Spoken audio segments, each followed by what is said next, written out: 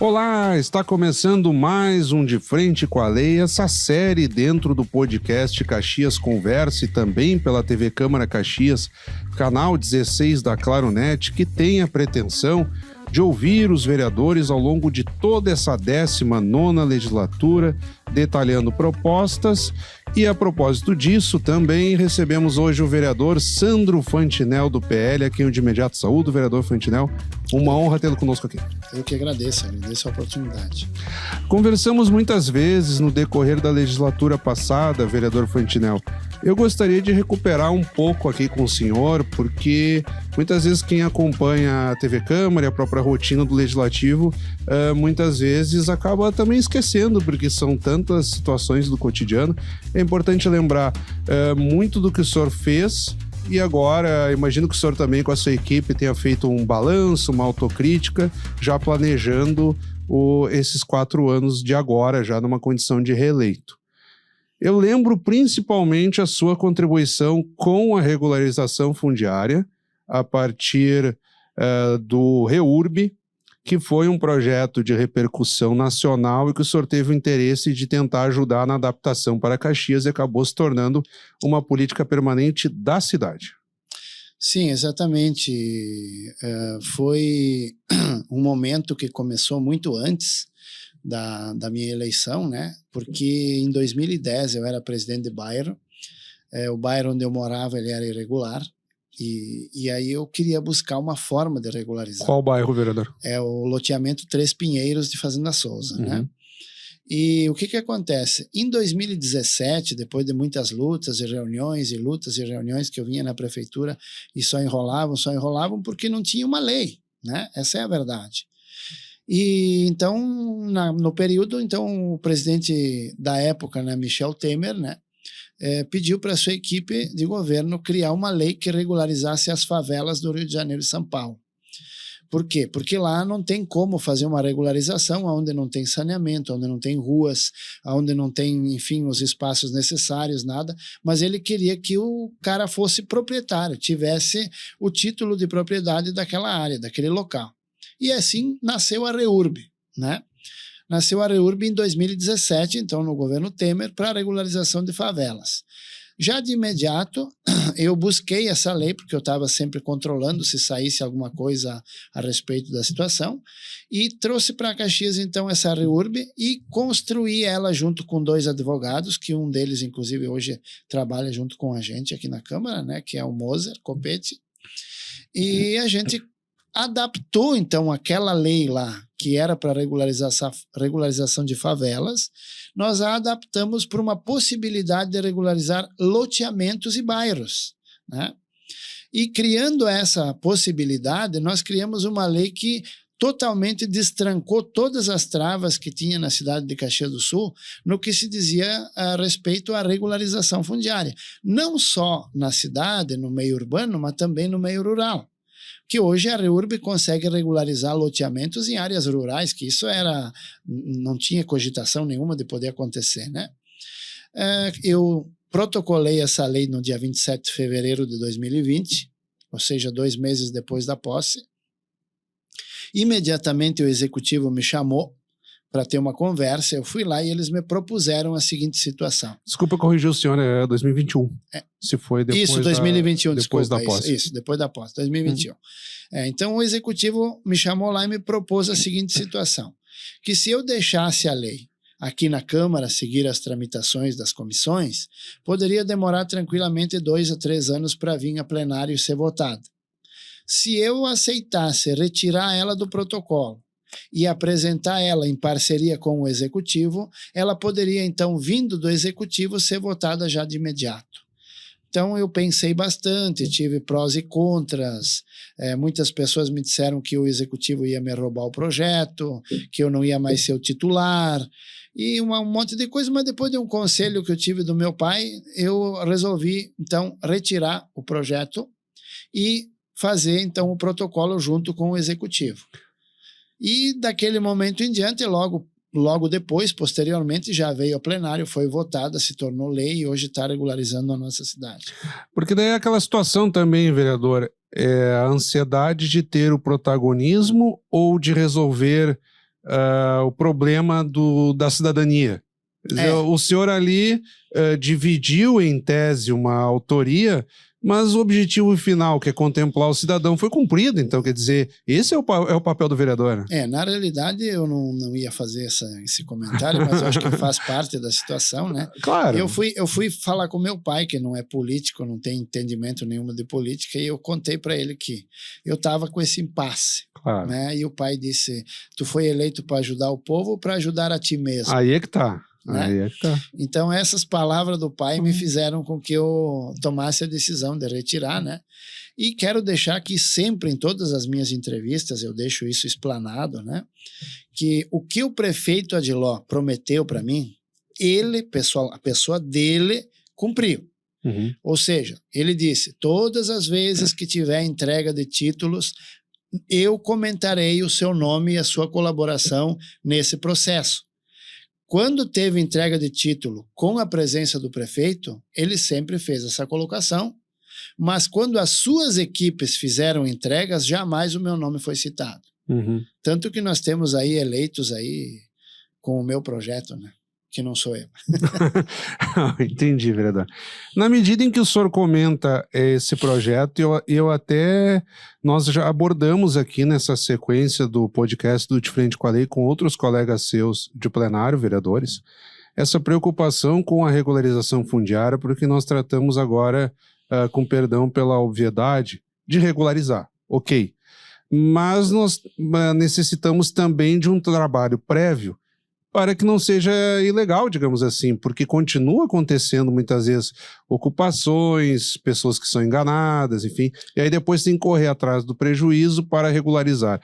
O que o senhor acha que poderia ser feito já na origem para evitar impasses? Nós temos um problema que não foi colocado no ar nem pelo Executivo, nem pelas suas secretarias e nem pelo processo em si da regularização fundiária, que eu encontrei no decorrer do andamento, e é um problema que vai aparecer para a cidade daqui uns 2 a 3 anos, mais ou menos, vai cair esse grande problema no colo. O que significa esse problema? Esse problema é o seguinte, você está entregando um certificado de propriedade para a pessoa. O título. O título de propriedade, mas aquilo não é a escritura, tá? Aquilo não é teu ainda, aquilo é um documento que diz que tu tem a posse daquilo ali. Mas o que acontece? Quando você recebe o título de propriedade, você é obrigado naquele mesmo momento a assinar um compromisso que em 4 anos você vai ter que efetuar a estruturação do bairro, o serviço estrutural, ou seja, saneamento básico, calçamento, toda essa parte aí. Quem é que vai pagar? É aquele que assinou que vai pagar. Aquele que recebeu o título, que foi somente uma regularização burocrática, nada mais que burocrática. Não é, o senhor quer dizer que não é a escritura do... Não, a pessoa vai ter que fazer toda a infraestrutura do seu loteamento para depois ter o loteamento entregue para a prefeitura e ser considerado regularizado. Enquanto escriturado. Enquanto isso, não. E eu faço uma pergunta. Tem muitas empresas em Caxias do Sul fazendo regularização fundiária nos bairros, mas elas não estão dizendo para os moradores que quando eles receberem o título, eles têm que assinar uma carta em branco dizendo que eles vão assumir todos os honorários dos custos de infraestrutura do seu bairro e eles têm que cumprir aquilo em 4 anos. A pergunta que eu faço, hoje tem muita gente com poucas condições, tá? Que está fazendo parcelado a regularização. Está pagando em 20, 30 vezes de 200, 300 reais para pagar a parte burocrática que essas empresas estão fazendo para entregar o título de propriedade. Beleza. Se elas fizeram todo esse parcelamento simplesmente para fazer a burocracia que é mais barata que a infraestrutura, tá? Como é que elas vão conseguir depois cumprir com o compromisso de fazer a infraestrutura? Como é que vai ficar essa história? Quando isso estourar, o povo vai vir para a prefeitura e vai dizer, vocês nos enganaram, vocês nos colocaram numa furada. Então eu, nesse mandato que está iniciando agora, estou preparando um trabalho para resolver esse tipo de problema, para que as pessoas não fiquem desesperadas por não ter as condições de pagar a infraestrutura dos seus bairros. Isso é muito importante. Mas esse trabalho, vereador, é no sentido de uma mediação e também colaborativo, como o senhor fez com o REURB, ou o senhor também pretende, não digo intervir, mas colaborar também com proposições de ordem legislativa, enfim? Não, serão indicações, até porque se fossem proposições seriam inconstitucionais. Inconstitucionais. Outro ponto, vereador, o senhor faz parte da maior bancada da Câmara, com 5 vereadores, embora o resultado eleitoral anterior, que reelegeu o prefeito Adiló Domênico, tenha caracterizado, digamos assim, uma cidade um pouco mais para o centro ou de centro-direita, a Câmara ainda traduz uma polarização direita-esquerda, na medida em que, pelo menos, PL com 5 vereadores, e depois nós vamos ter vereadores do PP, do Novo, enfim, mas por outro lado PT com 3 vereadores, PCdoB com 5, então nós temos uma Câmara razoavelmente polarizada, e o senhor se caracteriza como um vereador de direita. Como é que o senhor também pretende conduzir o seu mandato nesse tópico ideológico? Na medida em que colegas teus já falam o seguinte: eu não quero saber de direita, esquerda, Bolsonaro, Lula, vou me dedicar aos assuntos da cidade. E o senhor também se preocupa com as pautas da cidade. Como é que o senhor também vê, daqui a pouco, essa divisão de mandato também com a pauta ideológica? Quanto à pauta ideológica, o que eu deixei muito claro com o presidente Cherini, que é o nosso presidente estadual do PL, e inclusive disse isso também para o presidente Bolsonaro na semana passada, que a gente esteve junto em Brasília, eu disse, independente da votação que eu fizer, para quem que eu vou votar, ou como eu vou votar, eu tenho só um compromisso com a direita. Deus, pátria, família e liberdade. Eu tenho esse compromisso. Fora isso, eu sou moderado, tá? Moderado.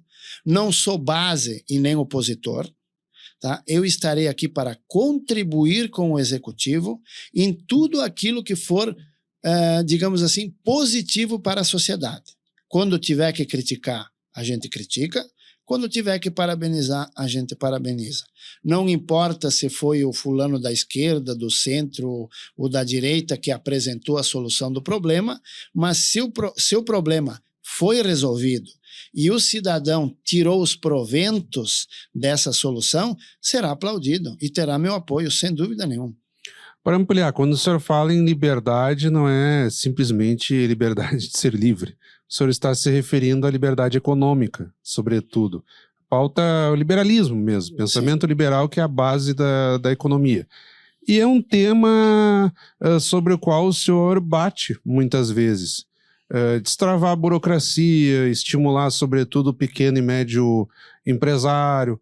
Como é que o senhor avalia também, na campanha eleitoral passada, o prefeito Adiló sustentou esforços no sentido de redução de carga tributária local?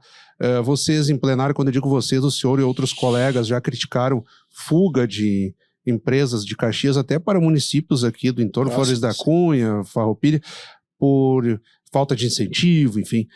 Como é que o senhor avalia também que caminhos poderíamos adotar para incentivar ainda mais a produção, sobretudo do pequeno e médio empresário em Caxias? Eu gostaria de dizer que Caxias ela é uma cidade, como é que eu posso te dizer? Onde existem os grandes núcleos industriais, né, as grandes empresas, e que das grandes empresas existem centenas de empresas satélites que trabalham ao redor dessas grandes, mas que, entre aspas, prestam um serviço a essas grandes empresas, né? E nós hoje, por exemplo, nós não estamos com falta de micro e pequenas empresas, nós estamos com falta de novas grandes indústrias, porque essas novas grandes indústrias vão abrir um leque muito maior para essas pequenas empresas. Que abastecem as menores. Eu não quero aqui que ninguém me interprete de uma forma negativa ou me interprete mal, eu não quero me explicar de uma forma incorreta, mas eu acho que o prefeito Adiló deveria se preocupar bastante nessa próximos 4 anos, né? De ter alguém diplomata à altura, que não temos hoje, tá? Hoje nós não temos essa pessoa em Caxias do Sul, mas nós teríamos que ter uma pessoa diplomática à altura, que tivesse a capacidade e o conhecimento de viajar para outros países desenvolvidos e trazerem grandes indústrias para Caxias do Sul. Por quê? Porque Caxias tem condições de abastecer uma grande indústria, seja ela do ramo que for. Nós aqui produzimos tudo, já foi dito várias vezes que em Caxias a gente teria condições de construir um carro do A ao Z sem buscar uma peça em lugar nenhum. Prospectar investimento. Justamente. É bom investir no pequeno agricultor, no pequeno empresário? Claro que é bom. Isso é importante, é saudável para a sociedade. Mas o pequeno ele vai dar emprego para quantas pessoas? 2, 3, 5, 10, 15. Não resolve a demanda de imigração que Caxias do Sul está recebendo. Nós precisamos de uma nova grande empresa, uma grande potência que dê emprego para toda essa massa desempregada que está precisando trabalhar e que muitas vezes para trabalhar nessas pequenas empresas tem que ter qualificação e não tem. O senhor tem uma grande identificação com a comunidade de Fazenda Souza, com o interior de Caxias do Sul também. E preocupações que o senhor já externou em diversas oportunidades se voltam à infraestrutura básica, por exemplo. Mais UBS, melhorar acesso a escolas, estradas, enfim. Como é que está a sua avaliação também de lacunas que ficaram da gestão anterior e por onde deveríamos começar, assim, um trabalho mais efetivo de correção dessas pautas, digamos assim, do dia a dia, que parecem menores, mas que têm grandes consequências. Eu lembro que o ex-vereador Mauro Pereira falava muito isso. Vamos resolver primeiro o café com leite, não adianta só discutir assuntos macros sem resolver lá o poste, o calçamento, enfim. Não, o problema é que eu sou suspeito a falar sobre essa situação, por quê? Porque eu moro na comunidade de Fazenda Souza. Só que querendo as pessoas gostem ou não, o distrito de Fazenda Souza hoje é o maior distrito econômico que Caxias do Sul tem. E o que acontece? Fazenda Souza fica no centro de outros 3 distritos, né, que são Vila Seca, Vila Oliva e Santa Lúcia.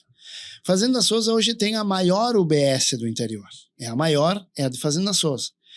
O que acontece quando esses distritos circulares ali, a comunidade de Fazenda Souza tem um problema de saúde? Eles correm em Fazenda Souza, primeiro.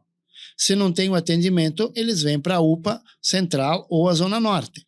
Então, o que eu digo? A cidade quer resolver um pouco do problema da saúde, resolve aquele problema de toda aquela ala lá. Transforma a UBS de Fazenda Souza numa mini UPA, aumenta o horário de atendimento. Hoje, por exemplo, fecha às 4h30 da tarde.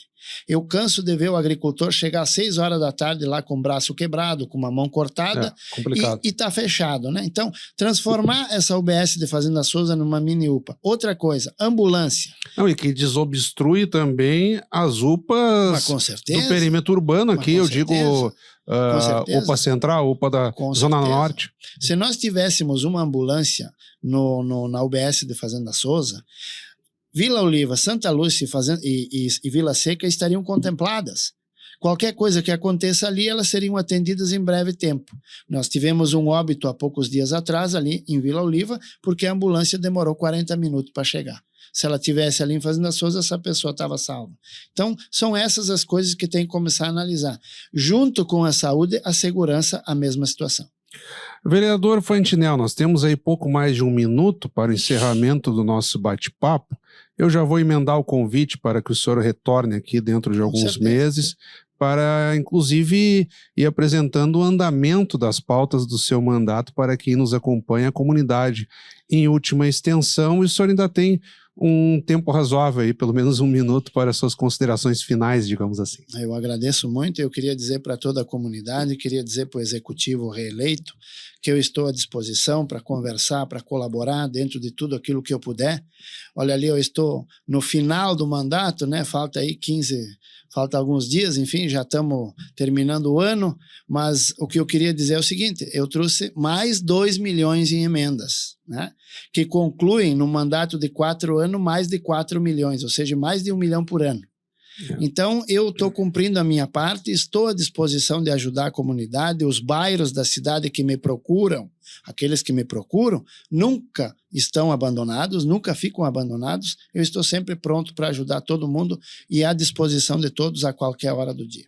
Mais uma vez, muito obrigado, vereador. Eu que fico muito agradecido pela atenção e pela TV Câmara. A honra, como sempre, foi nossa, vereador Fantinel. Acabamos de conversar, então, com o vereador Sandro Fantinel, do PL, ele que segue nos atualizando sobre o seu mandato, ideias, propostas, cumprindo também com o propósito do De Frente com a Lei, essa série do podcast Caxias Conversa e da TV Câmara Caxias, canal 16 da Claronet, que seguirá ao longo de toda essa 19ª legislatura, recebendo os vereadores e detalhando as suas propostas. Também reiteramos o convite para que continuem acompanhando a nossa programação pela TV Câmara Caxias, canal 16 da Claronet, pelo YouTube e também pelas plataformas de áudio.